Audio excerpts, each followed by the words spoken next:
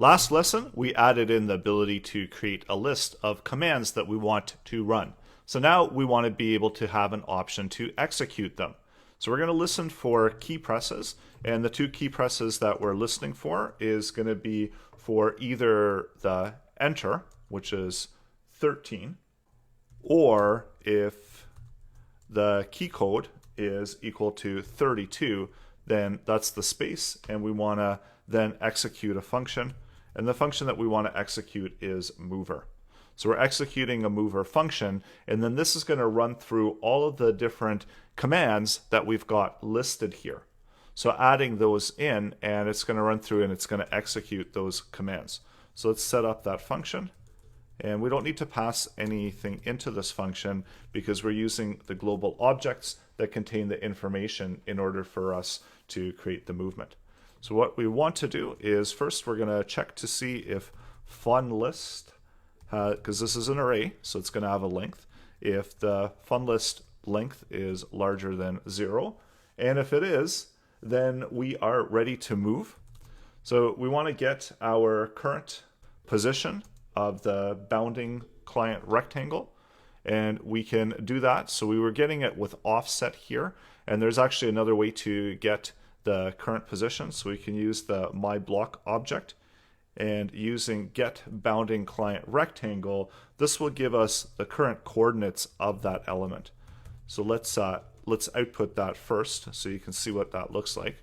And then as we run through, so I need to add in a few commands, and now when I press enter or space, you're going to see that we get this bounding rectangle. So this is giving us the position of where that element is currently located. So we can as well obviously use the functions that create the movement, but we're going to fine tune this a little bit. So we're actually not going to be using the functions, and we're going to be doing the movement here within this one mover function.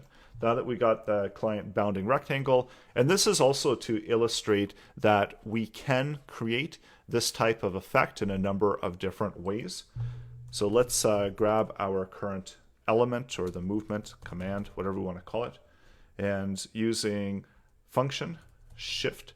So what shift will do is it will remove first item from the list. And I'm going to give you a little secret. Why I called it L is that I actually want to, instead of adding in the value into the list, I want to add in the element. So this will give us the ability to reference that element. And just as we saw, when we create an element, we can always access it.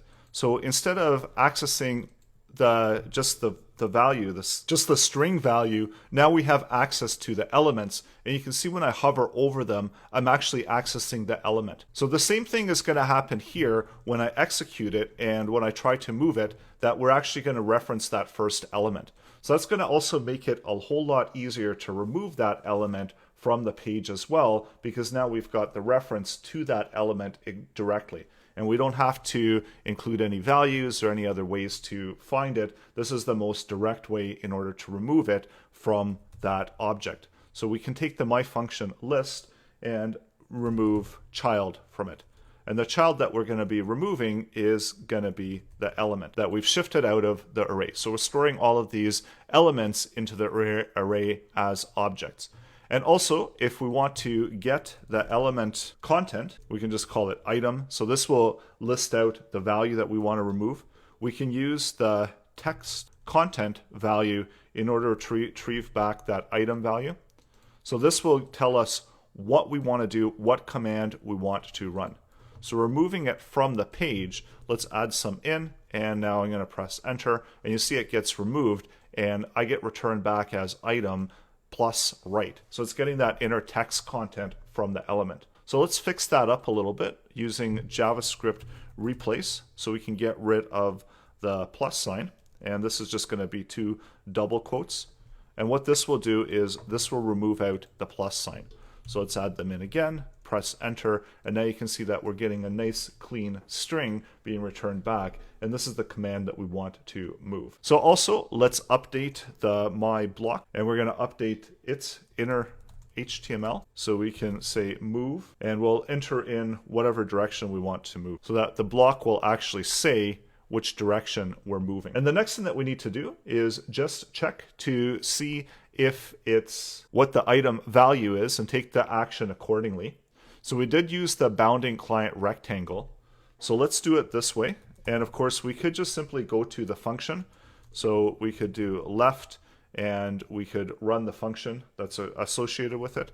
But in this case, we're going to do it a little bit differently, where we're going to select the myBlock object and we're going to update its style, update its left position, taking that current left value that we have within cur. So we saw we get the client bounding rectangle, so we get a value for left. And then taking its current width, so subtracting the current width. And this is how we're going to know how much we want to move that item, that element. And then we can apply the rest of the conditions accordingly as well. So checking to see if the command was to move right.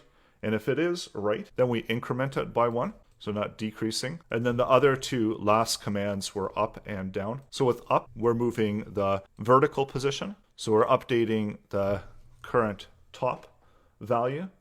And instead of width, let's use height to be correct. And so right now, if it's going up, then we need to subtract. And then also let's account for down.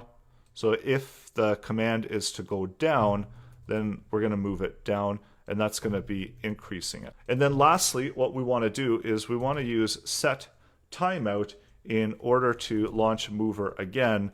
And let's launch that in 300 milliseconds. Try that out. So now let's enter in a bunch of commands, directions.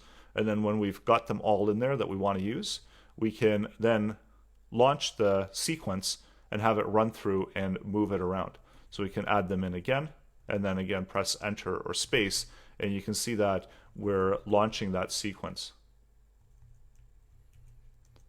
So now we've got added in the ability to launch a sequence of commands using JavaScript and track all of those values within an array. So go ahead and add this into your project. And coming up next, we're going to do some fixes and tweaks to this in order to make it a little bit more interesting as well. So that's coming up next.